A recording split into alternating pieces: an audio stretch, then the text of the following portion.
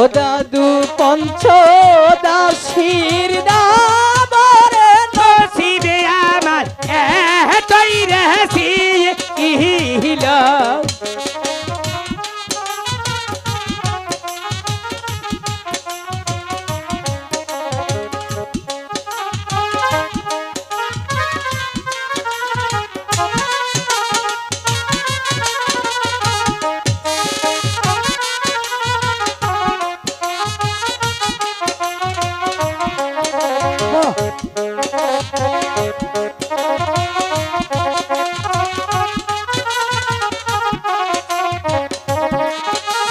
দাদু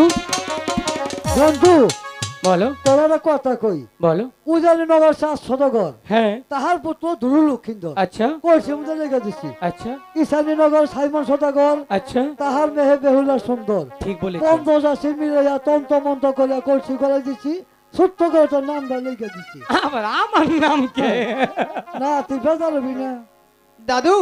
লোকাই তোমার যত করি লাগে হ্যাঁ তুমি আমার দাদার কাছ থেকে নিয়ে নাও। লোকাই হ্যাঁ। ওই তো অবলা বেহুলা রাস্তায় দাঁড়িয়ে আছে হ্যাঁ তুই চলে যা আমি দাদাকে টাকাটা দিয়ে ঠিক আছে দাদা। দাদু দাদু বলো তোমার কত টাকা দিতে হবে? গরিব মানুষ তুই যা চাহিদা দিলে যা দে আমি জানি দাদু তুমি অনেক কষ্টে দিন তোমার পার হয় তাই না বুঝছ না তুমি বলো কত টাকা দিব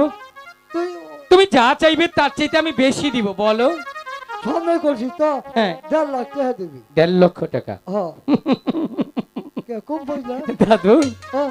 তুমি যদি আমার কাছে 5 লাখ টাকাও চাইতে হ্যাঁ আমি দিয়ে দিতাম ঠকলাম 4 সদাগরের টাকা যাবে আমার কি হ্যাঁ ঠকলাম বুঝতাই না তাহলে তোমার 1.5 লক্ষ টাকা দিতে হবে ঠিক না হ্যাঁ ঠিক আছে দাদু তোমাকে আমি 1.5 লক্ষ টাকাই দিব খুশি হওনি হ্যাঁ হ্যাঁ হ্যাঁ আমি জানি হ্যাঁ। কিন্তু একটি কথা আছে আজ থেকে 25 বছর আগে সেই পাট ক্ষেতের ঘটনাটা কিন্তু বলে দিব কে আর খবর নাই পাট খেতে কথা খবর নিয়ে আসছে যা তোর কে নাকবো না যা আমি জানি দাদু তোমার দুর্বল জায়গাটা কোনটা ওই দিকে দেব এই পুলার কথা তুলে নিছে ভগবান সালার বিচার কইল